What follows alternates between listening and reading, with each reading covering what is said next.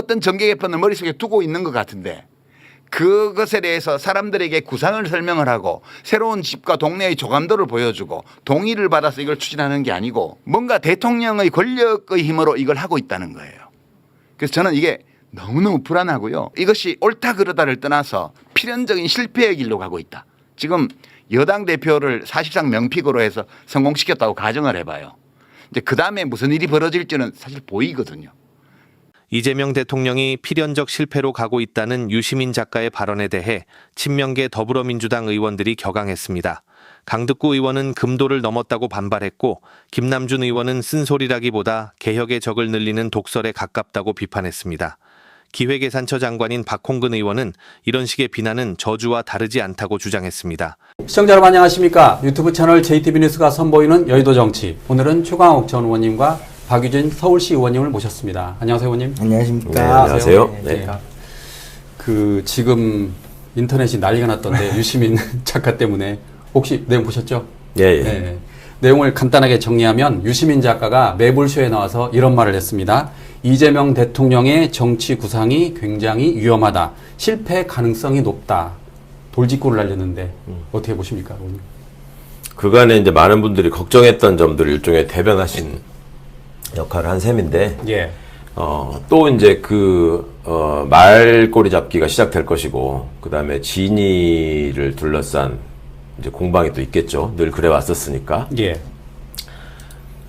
근데 기본적으로 어떤 사람의 어떤 의견을 접할 때 이 사람이 원하고자 하는 결론이나 바람이 뭐였는가를 기준을 놓고 봐야 되는 것 같아요. 예. 근데 논의에 대한 판단에 있어서는. 그러면 유시민 작가가 이재명 대통령이 실패하라고 지금 얘기를 하신 건지, 그러진 이러이러한 점이 예. 있으니 예. 실패하지 않게 이런 점을 돌아보셨으면 좋겠다라고 한 건지는 뭐 분명한 것 같아요. 그러니까 지금 아마도 이제 유시민 작가를 비판하려고 날을 세우고 있던 사람들은 이재명 대통령 실패하라고 지금 고사 지내는 거냐 이렇게 나올 텐데 그런 억지는 좀 안 썼으면 좋겠다라는 생각입니다. 우리 박유진 시의원 어떻게 생각하십니까? 예. 방송에 말을 해야 될지 모르겠는데, 문조 털레유, 뭐 이런, 저런 멸칭을 예. 우리가 마치 일반 명사처럼 써야 하는 이 지금 상황이 참 너무 처참하다고 생각합니다. 그러니까 예. 저는 정말로 이제 최 의원님 말씀처럼 문조 털레유 같은 이야기를 하고 민주당은 분열로 망할 것처럼 얘기하고 극한 대립이 있다라고 이야기하는 저 수많은 이 주장들이 정말로 원하는 게 무엇인지를 정말 생각해야 될 때가 생각할 때다라고 생각합니다. 그러니까 저는 유시민 작가가 지금 했던 그 표피의 언어보다 그 의도를 먼저 헤아릴 수 있다. 우리는 이미 충분한 그런 민주당을 깊이 생각하는 우리 주권자들은 그 정도의 집단지성을 갖고 있다. 이걸 지금 언론이 어떤 의도를 갖고 침소봉대하고 있다라는 걸 꼭 말씀드리고 싶습니다. 예. 그런데 기본적으로 그런 멸칭을 사용하는 거에서 이제 문제의식은 그거잖아요. 그거는 이제 어떤 정권에서든 초반엔 다 있었던 일이거든. 예. 그러니까 박근혜 때도 뭐 진박 간별사네 어쩌고 하고 이제 문재인 대통령 때도 지가 찐문이네 무슨 뭐야 또 문꿀 오소리 무슨 문파 이런 논쟁들이 있었어요. 맞습니다. 네. 그러면서 이제 그때 뭐 김정수 교사한테 여사자 안 붙였다고 또 뭐 난리가 나는 일이 있었고 예. 그런 일들이 이제 있었죠. 근데 그때와 지금의 차이가 뭐냐? 그거를 이제 대통령과의 소통을 정면에 내세우면서 지금 대통령을 팔면서 그런 얘기를 하고 있다는 점이 다른 거죠. 예전에 내가 문재인 대통령 사랑하기 때문에 내가 문재인 대통령 얘기 듣고 지금 이렇게 하는 거다라고 얘기한 사람이 있었나요? 그냥 자기가 문재인 대통령을 사랑하는 마음을 어떤 악의가 있거나 아니면 오바를 했거나 해가지고 사람들이 볼 때 저 사람 왜 저래? 이러는 경우는 있었어도 예. 지금같이 이렇게 소위 말하는 민주진영 유튜브, 소위 찐명 유튜브를 표방하는 사람들이 나서서 그런 단어들을 입에 올리고 전파하는 역할을 한 적은 없었단 말이에요. 그냥 아주 하위 저급한 문화에서 비주류의 언어로 좀 있다가 사라진 멸칭들은 있었어도 근데 그게 왜 방치되고 있는가라는 점들이 사실은 이재명 정부의 성공을 기원하는 분들 입장에서는 거기에 거론된 분들의 명예도 중요하지만 이렇게 했을 때 이재명 정부가 성공할 수 있는 거냐 라는 의문 때문에 그랬던 거 아니에요. 그러면 이재명 정부의 성공이라고 하는 거는 결과적으로 그럼 뭐 어떻게 귀착되느냐, 뭐 50년 뒤에 우리나라가 조선 강국이 되고 방위산업 강국이 되는 걸로 입증되느냐, 그건 너무 늦는 얘기잖아요. 예. 간단히 말하면 이재명 정부의 성공은 다음 총선에서 승리하고 정권을 재창출할 수 있느냐로 판가름 나는 거예요, 결국. 그래서 문재인 대통령 욕하는 거 아닙니까? 윤석열이한테 정권 뺏겼다고. 뺏겼다고. 예. 그 부분에 대해서는 책임을 또 느껴야 되고. 그런데 그것을 위해서 저런 식의 멸칭을 사용하면서 하는 태도가 올바른 것인가? 아니, 그 얘기를 유시민만 할 얘기가 아니죠, 그 얘기는. 민주당 의원이라면 다 얘기해야 돼요. 민주당에 책임 있는 정치인이라면 당연히 그 얘기를 해야 돼. 왜 이러는 거야, 도대체. 같은 민주 진영끼리. 예. 그리고 그 전에 이제 그런 용어를 만들어내기 전까지는 반명이라고 그랬거든. 제가 이제 반명 수괴 또 한 사람 아닙니까? 이번에 또 문조톨레우가 문재인 대통령하고 이재명 대통령이 만나시고 난 뒤에는 이제 문을 빼야 된다. 예. 그러면서 지들끼리 4명만 얘기하다가 4명이 너무 허전하다. 이거 최조톨레우로 바꿨대. 그래서 제가 저는 모르고 있었는데 누가 알려주시더라고요. 최조톨레우로 바뀐 거 아시죠? 그래서 에? 그랬더니 바뀌었어요. 그래서 아니, 의원은 알 수도 있잖아요. 그래서 내가 최욱이겠지. 그럴 수 있잖아요. 최욱은 호감형이에요. 이렇게 얘기하던데. 예. 하여튼 이게 누구를 위한 것인가라는 점에 대해서 생각을 해야 되고, 근데 왜 그거에 대해서 입을 닫고 있느냐라고 물어보니까 그거에 대해서 토를 달면 이제 자기가 댓글 그 공격을 받기 때문에 예. 욕먹기 싫어서 그런다는 거야. 뭐 욕먹기 싫으면 정치를 하지 말아야지. 예. 저 지금 요 의견에 예. 하나만 덧붙이겠습니다. 저는 정말로 이게 정말 정치 과잉인 건데요. 예. 기억하실 겁니다. 뮨파라고 발음도 좀 그렇죠. 어려운데 뮨파가 있었죠. 문파가 아니고 뮨파. 왜 뮨파냐? 나는 너무나 문재인 대통령을 사랑하기 때문에 그렇죠. 윤석열. 윤석열을 찍을 수밖에 없다라는 논리였어요. 예. 그래서 다 기억나시나 지난 대선에 뮨파 이러면서 윤석열 지지선언하고 근데 민주당을 30년 40년 당원인데 문재인 대통령의 뜻을 나는 알고 있고 그 뜻을 진정받드는 일은 이재명은 뽑을 수 없다. 문재인 대통령의 뜻은 문재인 대통령이 나의 검찰, 그러니까 국민의 검찰이라고 인정했던 윤석열만이 우리 후보다라고 뮨파라는 그때 장면이 너무 기시감이 들어요. 그러니까 우리가 이제 지금 이 현상에는 저는 또 이 방송에서 할 수 있는 말인지 걱정입니다만 이 지금 수많은 정치 유튜버들의 세계가 있지 않습니까? 예. 그 이 유튜브의 세계는 말 그대로 클릭과 조회수가 생명선이고 이건 어떤 의미냐? 끊임없이 태평성되면 안 되는 거예요. 무언가 갈등이 아주 중요하고 이게 지금 당장 당면한 시급히 해결해야 될 절대절명의 과제인 것처럼 표현이 돼야 클릭을 부르고 그렇죠. 그게 돈이 되는 거죠.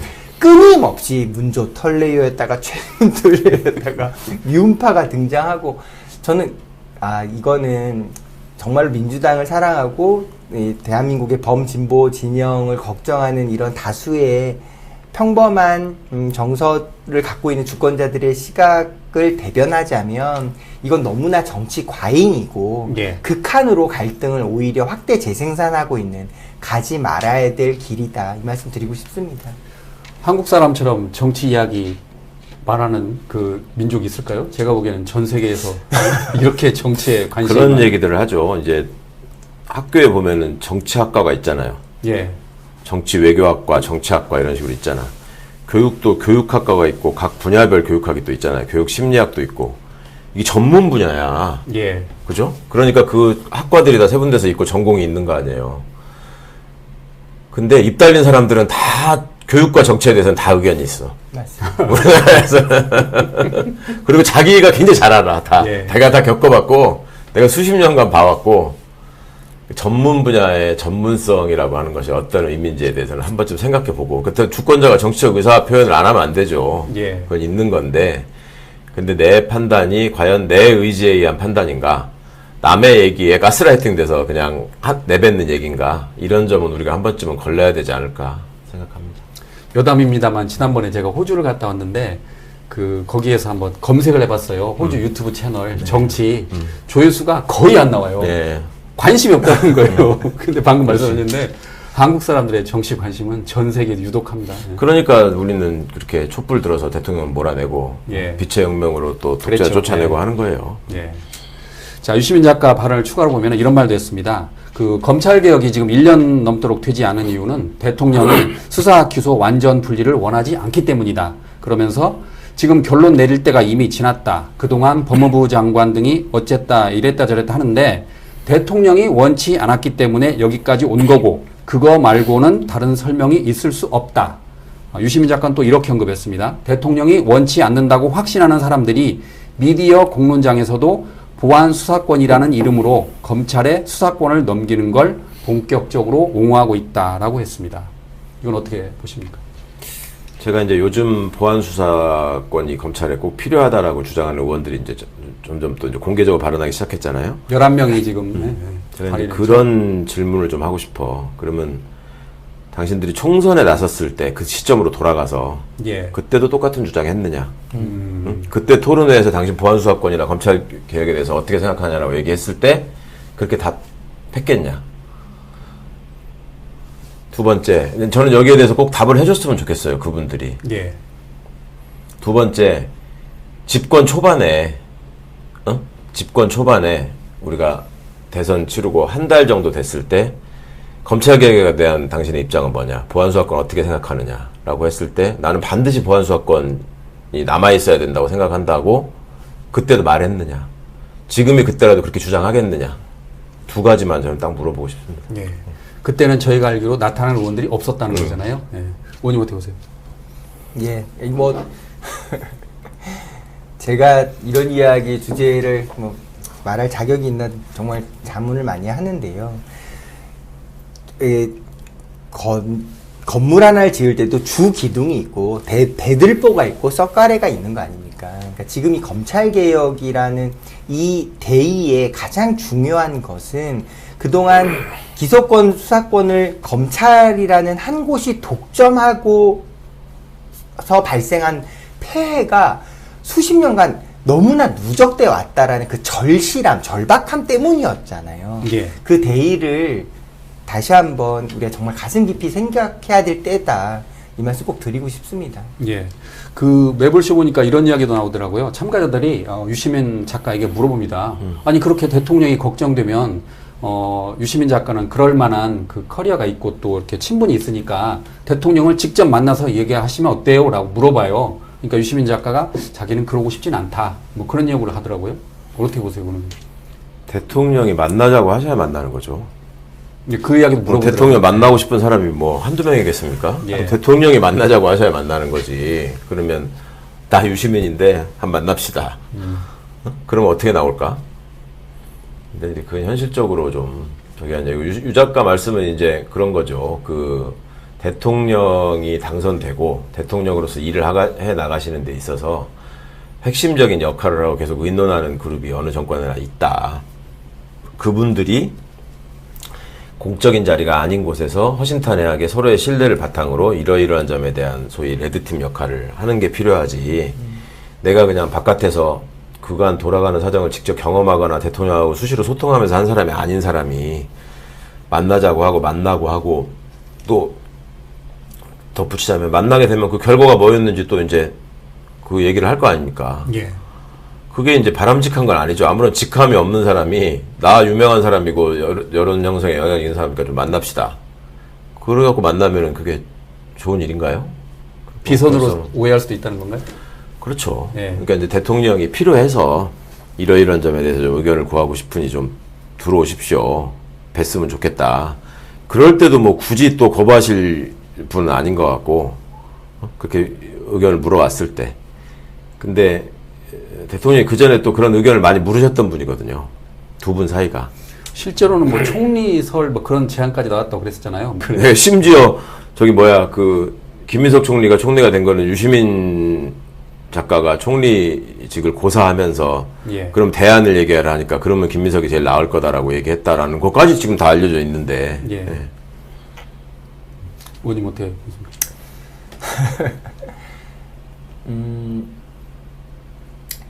저는 사람을 평가하는 기준 뭐 다양하게 있습니다만 이 말씀은 동의하지 않을까 싶습니다. 내가 어떤 말을 들었다고, 어떤 문장을 그 사람이 했다고, 그 사람이 평가받는 게 당연해진다면 우리가 인생이라는 단어를 그렇게 대할 수 있겠습니까? 살아온 궤적, 살면서 살아왔던 그 삶의 흔적, 그 방향성을 먼저 이해한 이후에 그 사람의 지금의 말, 문장 이런 걸 전후 맥락을 같이 함께 보면서 판단하는 게 성숙한 우리 자세가 아닌가 이 말씀 드리고 싶습니다. 예. 그러니까 무슨 말을 하면 그 의견에 이제 동의가 안 되는 분은 같은 팩트에 근거한 논리로 반박을 하면 돼요. 맞습니다. 그러니까 이러이러한 사안에 대해서 유 작가님은 이렇게 얘기하면서 이렇게 하면 대통령이 실패하실 텐데 왜 이 길로 가나 이렇게 비판했다. 내가 볼 때는 대통령은 이러이러한 충정에서 이런 말씀을 하신 거고 당신이 그 마음을 그렇게 곡해해서 그런 식으로 단정 지어버리면 안 된다. 그리고 우리 둘 다 이재명 정부의 성공을 바라는 건 같지 않느냐. 이런 식으로 얘기해야지 건강한 토론이 되는 거죠. 근데 예. 그전에도 유시민 작가가 몇 번 이런 식의 말하자면 논란을 불러일으키는 방송? 불러일으키려고 한 게 아니라 방송을 하면 논란이 일어나지. 예. 근데 그때 말하는 그 논쟁의 얘기들을 보세요. 그런 식의 반박이 있었는지. 무슨 유 작가가 옛날에 젊었을 때 60 넘으면 뇌가 썩으니까 발언하지 말라고 했으니까 말하지 마라. 그럼 대통령은 몇 살인데 지금? 그러니까 그따위 말 같지 않은 소리를 이렇게 하면서 인신공격을 한단 말이야. 예. 그게 이제 옛날부터 검찰이나 조선일보가 주로 쓰던 수법이죠. 메시지에 자신이 없으면 메신저를 공격하는 거. 맞습니다. 그렇게 일관한다고요. 그러면서 비아냥거리고 말꼬리 하나 잡아가지고 조롱하고 무슨 그렇게 내가 촉법입니까? 내가 촉법이네요? 이러고 다니면 그거를 방금 촉법하셔서 떠오른 건데 유 작가가 또 이런 말도 했습니다. 그 자신을 비판한 그 평론가들 겨냥한 듯이 말을 한 건데 일주일에 수십 군데에서 하는 분들이 들을 만한 이야기를 뭐가 있느냐 하면서 자기가 무슨 말을 하는지도 모르는 사람이 많다. 그리고 말 옮기는 걸로 비평을 하는 사람들이 많다. 견디기 힘들다라고 말했습니다. 최근에 우리 예전부터 소장님도- 그 하시던 네. 말씀이잖아요. 어떤 사안에 대해서 비평을 하려면 사람들이 놓치고 있는 부분을 짚어내거나 아니면 사람들이 헷갈려하는 부분을 정리해주거나 하는 역할을 해야 되는데 예. 그냥 막 하기 위한 말을 하는 거죠. 그냥 그때그때 자기가 볼 때 본인이 뭐랄까 주로 바라보는 무슨 뉴스 매체나 뭐 커뮤니티 게시판이나 이런 거 보고 와가지고 그냥 몇 마디 떠들고 또 오토바이 타고 다른 방송국 옮겨가지고 또 똑같은 얘기하고 이런 사람들이 지금 많이 있죠. 현실적으로. 촉법 평론. 아이고, 네. 스쿠터 얘기하시는 줄 알고 깜짝 저는 예.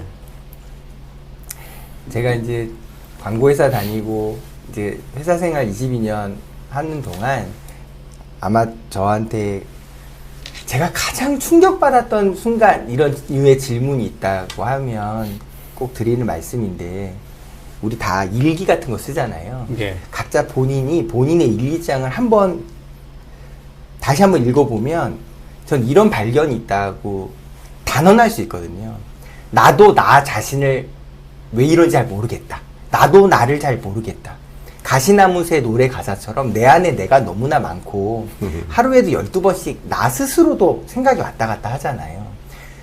아마 명동 사거리 길거리 지나가는 국민 주권자분들 누구를 붙잡고서도 본인은 본인에 대해서 잘 안다고 생각하니까 질문하면 열의 9은 저도 저를 잘 모르겠어요 라고 얘기할 겁니다. 생각해보면 우리 다 내 자신이 어떤 사람이고 나는 어떤 생각을 하고 살고 있고 나는 이런 사람이구나 이렇게 규정하기 너무 어려워요. 정말로 그건 답하기 쉽지 않은 문제잖아요. 그런데 놀랍게도 나는 내 자신에 대해서 정말로 잘 모르겠다라고 말하는 우리는 다른 사람에 대해서는 딱 보면 알 수 있지라고 말하고 있거든요. 이게 얼마나 형용 모순의 극치입니까? 위험한 발상이네요. 예. 그래서 저는 타인에 대해서 이야기하는 것만큼이나 정말로 어렵고 신중을 기해야 될 문제가 없다라는 거고 그래서 제가 오세훈 시장님이 이재명 대통령에 대해서 정책을 비난하고 그 사람은 한국 정치, 경제 최대 리스크고 이런 막말을 할 때 가장 견딜 수 없었던 감정을 느꼈던 것이 우리 다 그렇게 누가 누구의 삶을 재단할 권한, 권리 갖고 있지 않습니다. 그 말씀 너무 드리고 싶습니다. 예, 알겠습니다. 자, 다음으로 검찰 보안 수사권에 대해서 알아보도록 하겠습니다. 일반적으로 알고 있기로는 우리가 검찰 보안 수사권은 폐지되는 걸 알고 있었어요. 그런데 일종의 폐해 그런 거를 보완하기 위해서 보안 수사권 요구권이 필요하다. 또 거기까지 갔는데 최근에는 홍기원 의원 등 11명의 의원이 보안 수사권을 아예 유지해야 된다라는 법안을 발의했습니다. 그 이유는 뭐 성폭력, 아동학대, 보이스피싱 등 강력범죄, 민생범죄의 피해자를 줄이기 위해서 보안 수사권이 유지해야 된다라는 입장인데 어떻게 보십니까? 그런 말씀 하시려면 진작에 했어야 된다라고 진작에? 제가 말씀을 예. 드리고, 그리고 이미 다 정리된 얘기들을 또 왜 피해자를 마치 보호하기 위해서 내가 지금 애타는 가슴을 안고 나왔다고 말씀하시는 건지. 예. 그러면 이재명 대통령의 공약이나 민주당의 총선 공약은 피해자들의 피해를 돌아보지 않기 위해서 만든 공약입니까, 그게? 그러니까 저는 기본적으로 당인으로서 이 어떤 당론을 대하는 자세부터도 좀 의심을 해봐야 된다고 생각을 하고, 무엇보다도 정치인이 정치적인 어떤 의사결정을 할 적에 항상 이익 집단이나 이해관계에 있는 사람들이 있기 때문에 그 대립되는 이해관계 속에서 누가 득을 보고 누가 그 손해를 보는가, 이것이 공동체를 위해서 어떤 쪽이 득을 보는 게 맞는가, 이걸 기준으로 판단하는 게 기본이죠. 그러면 검찰개혁이라는 과제가 주어졌는데 결국 보안수사권을 남기는 걸로 끝나면 누가 제일 좋아할까? 본인들이 말씀하시는 민생범죄의 피해자, 그 다음에 성범죄의 약자들이 가장 좋아할까? 아니면 검찰이 저 내란 세력의 잔재들이 여전히 또아리를 틀고 있는 검찰이 제일 좋아할까? 이건 뭐 명백한 거라고 봐요. 그리고 또 하나 우리가 그냥 경험을 통해서 알고 있는 것도, 그동안에 그러면 검찰은 막강한 권한을 갖고 있었잖아요. 문재인 정부 때 좀 줄여놨지만 그렇다 해도 막강한 권한을 수사 기소를 다 하면서 휘둘러 왔잖아요. 그때 그러면 피해자의 눈물을 닦아주고 피해자의 억울함이 하나도 없었나요? 대한민국에? 그럼 그때는 더 큰 권한을 갖고 있었는데 왜 그런 피해자들이 양산됐고, 지금 와서는 왜 피해자들을 위해서 그 조그만 권한이라도 우리한테 남겨줘야 된다라고 얘기를 하는 겁니까? 속셈은 간단해요. 그게 최근에 또 드러났어요. 이제 무슨 합동수사 뭐 어쩌고 얘기하면서 보이스피싱, 무슨 뭐 마약 범죄, 뭐 이런 것들은, 금융증권 이런 것들은 검찰이 뭘 할 수 있게 남겨달라. 이거를 대검 의견이라는 식으로 낸 게 있어요. 예. 그 전직 법무부 장관, 검찰총장들이 때로 모여가지고 보안수사권 남겨놔야 된다고 집단 행동을 했어요. 왜 그럴까요? 이 사람들이 피해자들의 보호를 위해서 이렇게 하는 걸까요? 깨놓고 말하면 자기들의 기득권과 이권이 깨지게 생겨서 그러는 겁니다. 그 예로 드는 범죄도 다 보면은 그거 맡았을 때 돈 되는 범죄예요. 예. 응? 그러니까 아니 우리가 경찰이 이거를 덮을지 모르니까 그 모든 살인사건, 응? 모든 성범죄, 모든 절도, 소매치기, 그 다음에 저 주치폭력 이런 거 우리가 다 하게 해주세요 라고 얘기하는 거 봤어요? 한 번이라도? 그러네요. 왜 안 해 그거는? 거기는 피해자가 없어요? 주치폭력 피해자가 억울하게 당하는 사람 없어 거기는? 가능성이 없는 범죄라서 그런 거예요? 그러니까 속셈은 너무나 뻔하게 드러난 거고, 또 하나 들어가서 이거를 남겨놔야지만 진의 조직과 인력이 유지되기 때문에 그러는 겁니다. 예. 그러면 자, 정권은 무한하지 않고 언제든지 바뀐다. 그럼 우리는 다시 과거로 금방 복귀할 수 있다. 그리고 실제 그 내부 얘기를 들어보면 공공연하게 그런 얘기를 하고 있어요. 그러니까 조금이라도 검찰 개혁에 동의하는 듯한, 내지는 특검 수사에서 열심히 하는 듯한 현직 검사나 검찰 수사관이 있으면, 야, 그거 뭐 다음에 정권 안 바뀔 것 같아? 그럼 네가 제일 먼저 조사받는 거야. 예. 이렇게 얘기를 하고 있단 말이에요. 그럼 이런 상황들을 다 도외시하고 지금 형사소송법에 관한 논의를 하는 과정에서 다음 전당대회 이전에 형사소송법을 다 통과시켜야 된다고 공약한 유력 후보들이 지금 전당대회 후보자로 나와서 당권을 달라고 뛰고 있잖아요. 이 사람들이 한 사람 빼고 다 지금 보안수사권은 폐지돼야 된다라고 얘기했잖아 이미. 예. 그럼 왜 그러는 거냐고 도대체 지금. 그러니까 이거는 대통령이 이 부분에 대해서 남겨놓기를 원하시는 것 같다라는 거에 의지해서 그걸 보험이라고 생각하고 지금 막판에 떠드는 거 아니냐라는 비판을 받는 겁니다. 예. 그러니까 지금 말씀드린 이런 누가 좋아할까, 이 조직이 유지되면 어떻게 될까, 그다음에 그간의 역사에서 이 밥그릇을 챙기기 위해서 이 사람들이 어떻게 해왔나 이런 거에 대해서 확실한 대안이나 반론을 할 수 있으면 그렇게 하시란 말이에요. 그리고 이게 나중에 이론적으로 하나만 보태자면 형사소송법은 원래 피고인의 인권 침해를 예방하기 위한 장치들을 나열하는 법률이고 피해자의 어떤 손해나 인권 보장은 형사소송법으로 보호하는 게 아닙니다. 그거는 별도의 피해자 구제법이 있는 것이고 그거를 여기다 갖다 붙여가지고 모든 그간의 논의를 수십 년간의 논의를 다 부정하는 식으로 그것도 여당 의원이 조선일보와 똑같은 논리를 공개적으로 표명한다? 본인의 좀 그 정치적인 식견이나 판단을 좀 돌아보셨으면 좋겠습니다. 예. 더 가혹하게 말하고 싶지만 예정을 생각해서 내가 이만큼만 예. 하겠습니다. 예, 어떠세요? 예.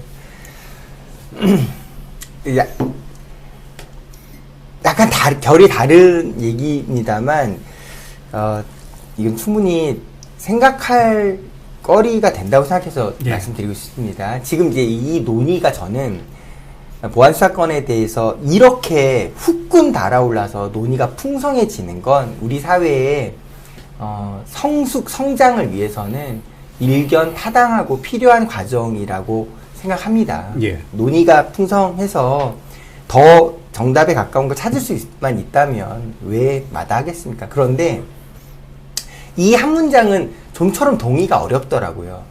단 한 명도 부작용의 피해가 있거나 단 한 명에게도 억울함이 있어서 안 된다. 그러니까 그 말 자체는 반박할 수 없죠. 진리 같은 말인데 이게 무릇 어떤 공공의 영역에서 어떤 행정의 결정 같은 건 100대 0 같은 건 애당초 불가능하거든요. 금융설명제를 했을 때 우리가 하나회를 한 방에 날렸을 때 어떤 개혁적 조치들, 어떤 국민들이 원하는 우리 사회의 진보적 성장을 위한 과감한 결정이 있었을 때 100대 0의 결과가 있겠습니까? 항상 그 점을 좀 생각하면서 무엇이 대의이고 무엇이 우리가 희생을 다소의 희생을 감수해서라도 전진해야 될 방향성인지를 먼저 생각하고 밝히고 이야기하는 게 좋겠다 말씀드리고 싶습니다. 예. 지금 많은 분들이 이제 궁금해 하시는 게 이게 그 법사위 문턱을 넘을 건가라는 거잖아요. 예. 근데 법사위원들이 18명입니다. 그러면 9표가 나오면 무산이 되는 거잖아요. 그러면 국민의힘이 6표니까 6표는 얻은 거고, 그 반대 그쪽 입장에서는. 그러면 지금 언론을 보면 박균택 의원, 김남희 의원이 이제 보안수사권 유지 쪽을 좀 선호하는 것 같고, 그럼 한 표가 남았잖아요. 그런데 최근에 그 손솔 의원도 이렇게 그 이야기 나오는 것 같고, 그렇게 되면 이 검찰 보안수사권 폐지가 법사위 문턱을 못 넘는 게 아니냐, 뭐 그런 말도 나오던데 어떻게 보십니까, 의원님? 그러니까 그런 걱정들을 법사위 구성원들이 발표됐을 때부터 하는 분들이 있었죠. 예. 걱정하는 분들이 있었고 이게 현실화되느냐의 문제만 남은 건데 일단 박균택 의원은 말씀을 또 바꿨어요.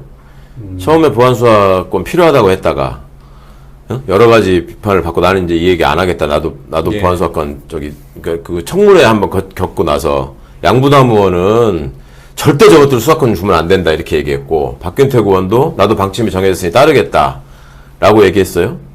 왜 또 말을 바꾸는 거예요? 그러니까 이 부분은 그 부분을 명확히 설명을 해야 될 것 같고 만약에 그런 결과를 통해서 이게 이제 그토록 많은 논의를 통해서 그 많은 공약들과 그 많은 시간과 돈과 최근에 이제 어찌 보면 김민석 후보가 결단한 것처럼 해가지고 다 이제 폐지하는 걸로 이제 정리됐구나 싶었는데 또다시 이 논의를 촉발시킨 이유 또 설명을 좀 해줘야 될 것 같고 이게 이렇게 해서 부결되면은 그 후폭풍을 어떻게 감당할 수 있을지 모르겠어요. 그러니까 이게 단순히 그 제도를 하나 바꾸는 문제에 있어서도 예기치 않은 피해자가 나올 수밖에 없는 거고 아까 우리 의원님 잘 말씀해 주셨지만 그걸 최소화하는 게 제도를 설계하는 사람들한테는 당연한 일이죠. 근데 그게 최소화하는 과정에서도 그렇고 특히 개혁 작업을 할 때는 그 개혁이라는 건 상대방이 있기 때문에 개혁을 하는 거잖아요. 개혁의 대상이 있는 거잖아요. 그러면 그 개혁의 대상이 가장 아파하는 방식으로 개혁을 하는 게 개혁이지. 개혁의 대상들이 그 정도면 내가 수용할 수 있어. 그게 개혁이에요, 그게? 타협이죠. 예. 그렇죠. 검찰이 아파할 정도로 개혁한다고 말씀이시죠? 어떻게 보세요, 의원님? 예, 그동안 정말로 많은 노력을 한 사안이다. 예. 지금은, 이렇게 얘기하는 게 좋겠네요. 해보고 나서라도 부작용에 대해서 이야기해도 늦지 않다. 이 말씀 드리고 싶습니다.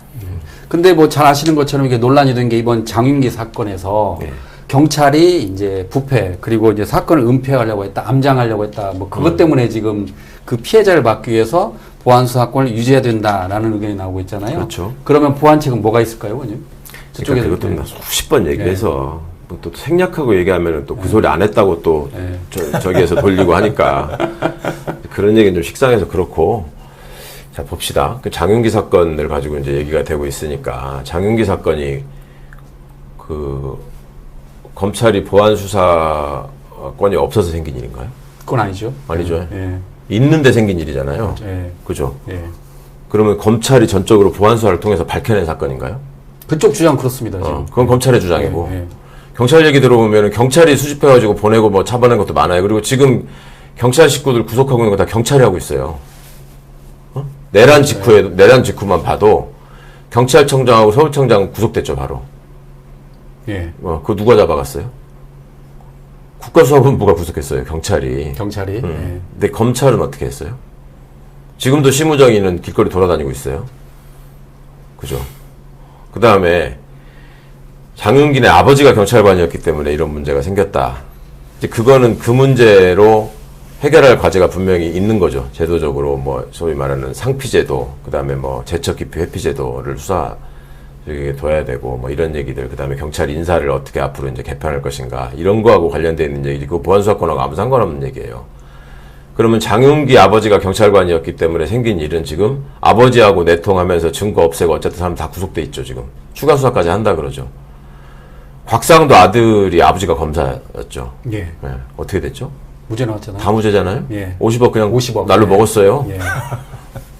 그리고 50억 클럽 얘기 나와서 그런데 그 50억 클럽의 주역들이 대부분 검사예요, 고위 검사. 그 사람들 어떻게 돼서 다 지금 잊어버렸어, 또. 누가 누군지도 몰라. 그러니까 왜 이거를 검찰이, 그러니까 그런 사건 덮고 망가뜨리는데 명수였던 거는 검찰이거든. 근데 거기다가 권한을 줘야지만 이게 해결된다는 거야, 지금. 이런 게 어디 있습니까, 세상에. 그러니까 이런 문제는 그동안 수없이 얘기했어요. 애초부터 이제 그 검찰이 상급기관이고 경찰이 하급기관이어서 조정통제하면서 끌고 가야 되고 둘이가 완전히 단절돼가지고 하나가 뭐해서 보내면 검사하는 형식으로 해서는 안 된다.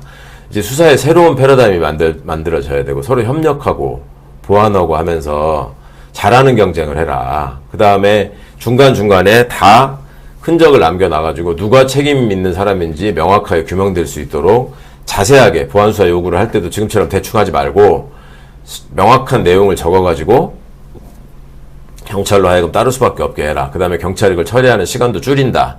말을 듣지 않으면 사람을 바꾸라고 얘기할 수도 있고 징계를 요구할 수도 있고 그런 장치들을 다 만들어 놓고 그런데도 끝까지 다 해서 결국 망가지게 되면 어떻게 하느냐. 그 모르면은 할 수 없는 거죠. 모르면은 아무도 할 수 없는 거잖아요. 그럼 아무도 모르면. 근데 알려지면, 나중에라도 알려지면 그럼 대책이 아예 없는 거냐. 나중에라도 알려지면 이거 덮었던 사람들 다 처벌 받게 되겠죠. 예. 그래서 중수청이나 공수처가 경찰을 다 수사할 수 있게 해놓은 것이고, 그거는 그 문제로 처벌하는 걸로 해결을 해야 되는 거고, 그러면 그 뒤늦게 발견된 증거나 추가 범죄 사실은 처벌을 못하고 마는 거냐. 그렇지 않습니다. 그거는 추가로 또 송치하고 추가로 기소해가지고 공소장 변경해서 해결해도 되고 병합해서 해결해도 되고 그거 다 해결책이 있는 것이고 그리고 검사가 보안 수사를 해야지만 이걸 바로잡을 수 있느냐. 검사가 해야지만 바로잡을 수 있느냐. 그렇지 않아요. 공소를 담당하는 사람이 꼼꼼하게 따져보고 이것도 요구하고 저것도 요구하고 이것도 보충하고 저것도 보충하는데 부족하면 기소를 하지 않고 그걸로 자기가 책임을 지면 되는 거고 그런데도 자기가 볼 때는 분명히 기소를 해야 되는데 이런 게 부족하는데 경찰이 도대체 말을 안 듣는다. 그러면 외부에 알려야죠.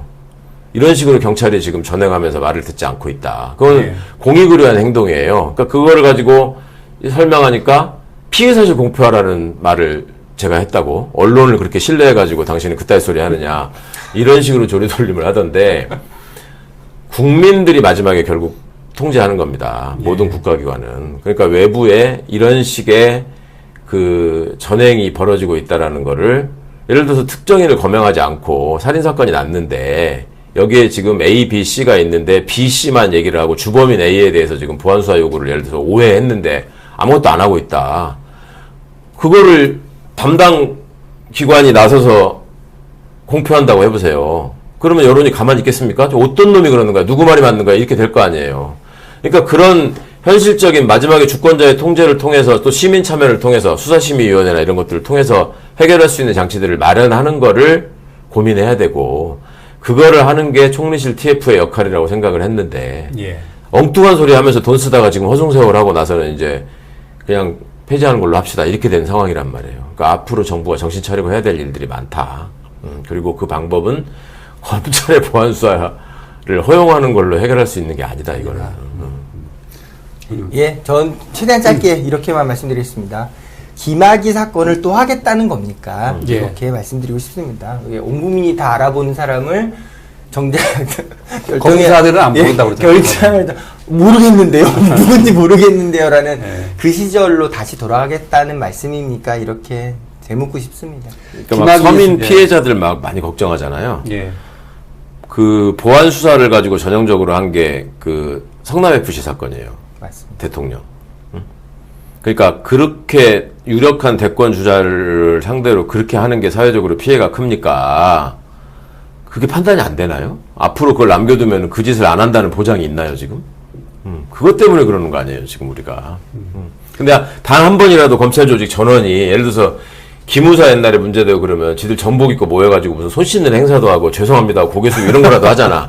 검찰에 모여서 그렇게 한 거 봤어요? 예. 지금 단 한 번도 저희가 예전에 이러이러이러한 부분을 잘못했기 때문에 지금 이런 개혁 상황에 온 거 인정합니다. 근데 진짜 저희가 정말로 약자와 서민을 위해서 이런 일을 하고 싶으니 이것만 좀 허락해 주십시오라고 눈물 흘려도 지금 될까 말까 하는 와중에 뭐라고 하고 있어 지금.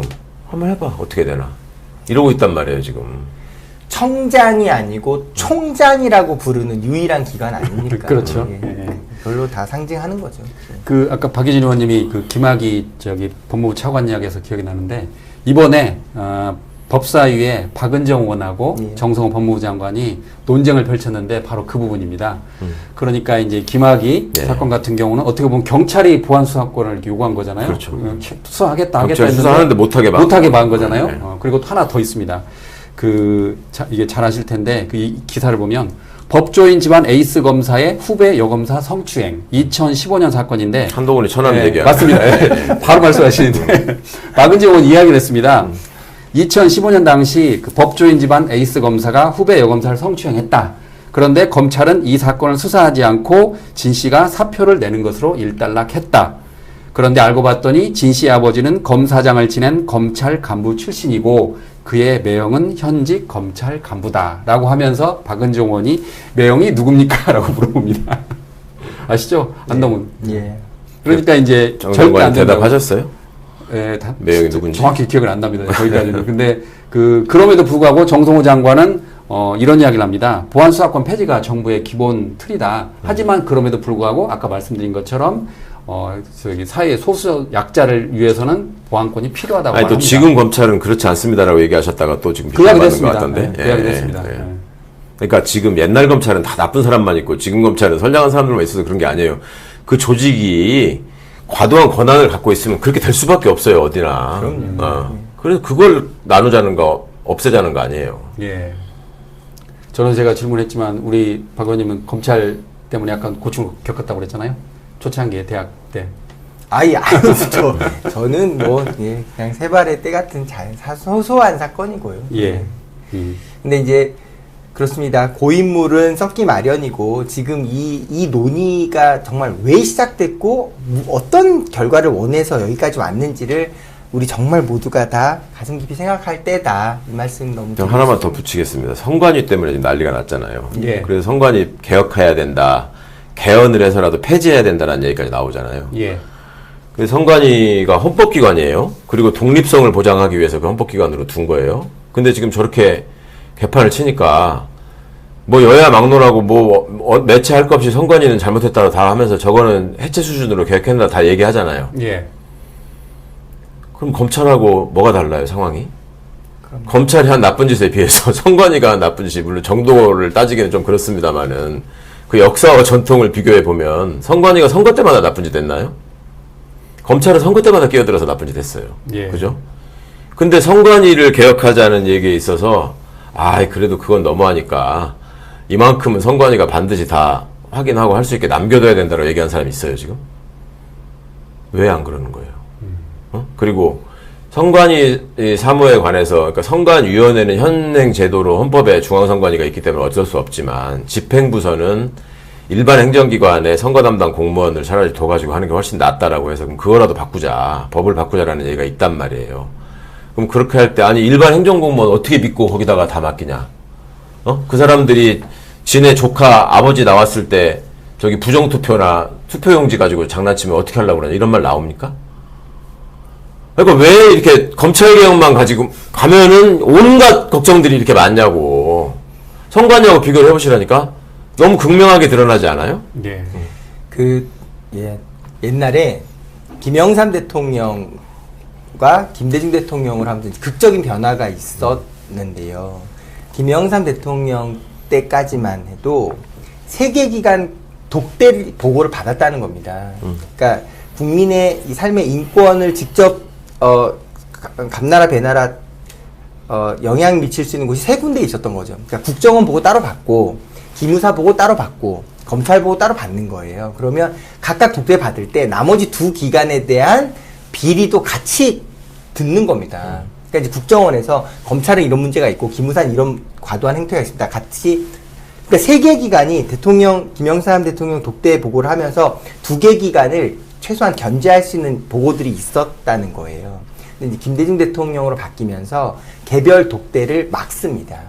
그러면서 이제 국정원은 개입할 수 없도록 만들고 기무사도 군대 영역으로만 역할을 축소해 버리니까 검찰이 바로 비대해진 거고, 그 후유증이 지금까지 쌓여왔다는 이 역사적 맥락을 다시 한번 말씀드리고 싶습니다. 네, 알겠습니다. 자, 다음은 김건희 최종심 관리 이야기 해보도록 하겠습니다. 대법원이 김건희 씨의 3심을 7월 24일로 연기했습니다. 우리가 잘 아는 것처럼 명태균 여론조사 관련해서 남편은 윤석열은 이제 유죄를 받았고 김건희 씨는 여전히 1, 2심에서 무죄를 받았습니다. 이걸 어떻게 해석해야 됩니까? 말이 안 되잖아요. 그러니까 지금, 그렇죠. 예. 근데 이제 너무나 말이 안 되는, 외적으로만 봐도 그냥 말이 안 되는 거죠. 이건 뭐 전문가고 뭐고를 떠나서. 예. 흑백만 구분할 줄 알면은, 똑같은 건에 대해서 왜 여기는 무죄고 여기는 이렇게 되는 거야? 이제 할 텐데. 근데 이제 문제는 언론의 보도 태도죠. 그렇게 하니까 과거에 김건희는 그러면 왜 무죄였느냐를 따지는 것보다는 저긴 다 무죄였는데 왜 이 사람만, 이진관만 왜 여기다 왜 유죄를 하는 거야? 예. 이런 식으로 나와요. 예. 이게 이제 대한민국 언론의 편향된 시각이자 현실인 거죠. 아이고 참. 대법원이 어떻게 판결하시고 예상하세요, 그러면? 예, 제가 그런 얘기를 들었을 때 참 이렇게 해안을 갖고 얘기할 수 있는 자격과 예. 능력이 있으면 얼마나 이제 정말 행복하겠습니까? 근데 저는 이제 지금 윤석열 또 김건희 이어서 7월 22일 날 오세훈? 예, 명태균 특검에 관련된 오세훈 시장의 판결이 말 그대로 이게 진짜 어떤 정말 서사를 완성해가는 과정일지, 더불어민주당 80명 의원 전원은 총리의 관심이거든요. 예. 그러니까 지금 뭐 이게 지금 시점상 예언 시간이 될지 모르겠습니다만 7월 22일 판결이 벌금 100만 원 이상의, 그러니까 선고 무효형이 나올 수 있는 1심 판결이 나오면 12월까지 특검 트랙을 따라서 대법원 확정 판결까지 바로 나오게 되고요. 그러면 내년 4월 보궐선거가 거의 예정돼 있는 과정으로 가는 거거든요. 예. 지금 서울시청 6층이 정말 밤낮 없이 불을 켜고 열심히 일하고 있다는 얘기를 들었습니다. 아, 그렇군요. 6층에 시장실이 예, 있어요. 6층에 시장실이 요 대책을 위해서. 뭐 대책인지는 모르겠습니다만은 불이 안 꺼지고 있는 6층이라고 들었습니다. 근데 명태균 씨가 가장 확실하게 장담한 게 오세훈은 반드시 유죄다 이거였잖아요. 본인이 오세훈 잡으러 왔다 그 이야기까지 했잖아요. 예. 그러니까 이거를 이제 그냥 다른 가장 간단하게 얘기하면 윤석열 여론조사는 대가를 주지 않았는데 그렇죠. 돈이 오고 가지 않았는데 2년형이 확정된 거, 네. 그러니까 네. 2년형을 받은 거고. 그렇죠. 네. 오세훈 시장 경우는 다른 사람을 통해서 3천만 원 대납을 하게 한 거거든요. 네. 그러니까 이거는 이제 해석상이 좀 다를 수 있지만 아예 돈이 오고 가지 않은 것보다 다른 사람을 시켜서 돈을 줘서 무마시켰다는 게 더 나쁜 그러니까 의도가 더 농축된 행동이라고 볼 수 있는 거. 그러니까 대한민국 예. 검찰의 확고한 주장에 의하면 그건 아주 중죄죠. 지금 저기 김정은한테 뇌물을 줘야 되는데 제3자로 통해서 했다는 게 쌍방울 대구사건 그런데 쌍방울 대구사건 쌍방울, 사건이잖아 예. 지금. 예. 그래서 지금 진짜 그래서 지금 약간 이제 부록 얘기인데 이번 이제 더불어민주당 당대표 선거와 같이 최고위원도 뽑고 더불어민주당 서울시당 위원장 선거도 같이 뽑거든요. 근데 이제 이 더불어민주당 서울시당 선거가 마치 이제 내년 4월에 있을 보궐선거의 방향을 약간 예측할 수 있는 그런 사전 경선 같은 분위기가 되고 있어서 치열하겠네요. 예, 약간 예. 예, 관심이 많이 가고 있습니다. 그 마지막으로 대통령 업무 보고 짧게 하나만 짚고 넘어가겠습니다. 대통령이 최근 그 삼전릭스 ETF에 관련해서 이제 많이 이렇게 주식시장 흔들리니까 대책을 물어봤어요. 그러니까 이찬진 금융위원장이 뭐 지금 검토하고 있다 뭐 그러던데 지금 문제는 이 그 레버리지 ETF 때문에 국민 그 피눈물 흘린다는 국민이 많잖아요. 예. 그 방송 보셨다는데 아까 어떻게 보셨어요? 그러니까 이게 좀 대통령이 말씀하시기 전에 이런 예. 회의 때 이 문제가 얘기된 거는 한참 됐어요 지금. 한달 전에. 금감원장이 예. 직접 언급한 것도 있고 그러면 그 안에 대책을 만들어서 보고를 했어야죠. 예. 그리고 그 대책을 놓고 그러면 의논해서 빨리 정합시다 이렇게 나오는 게 맞지. 대통령이 말씀하실 때까지 뭐 한 거냐고. 그러니까 본인이 그랬잖아요. 금융감독원장이 들어 누워서라도 막았어야 된다고 이제 뒤늦은 후회를 했는데 주변에 혹시 뭐 그것 때문에 피해 보신 분 있나요? 아니 대한민국 특히나 930만 서울 시민 주권자 분들의 가게 살림에 삼성전자와 하이닉스 이야기랑 난 전혀 상관없어 이렇게 말하는 사람들이 몇 명이나 있겠습니까? 예. 근데 그 변동성이 너무 커가지고 한국은 물론 전 세계까지 흔들린다는 외신 보도까지 나오고 그러잖아요. 예. 아니 그러니까 이제 그만큼 어찌 보면 우리 반도체 회사들의 위상을 보여주는 일이기도 하지만 예. 또 하나는 너무나 좀 그 면밀한 검토나 신중한 토론이 없이 지금 졸속으로 좀 결정된 면이 있다. 이게 지금 세계적으로도 파장을 일으키고 있으니까 빨리 좀 정리가 됐으면 좋겠다 생각합니다. 예. 가장 이득을 보는 곳은 증권회사라고 합니다. 지금 투기적 회사 때문에 워낙 돈이 왔다 갔다 하면서 알겠습니다. 자, 이상으로 마치겠습니다. 고맙습니다.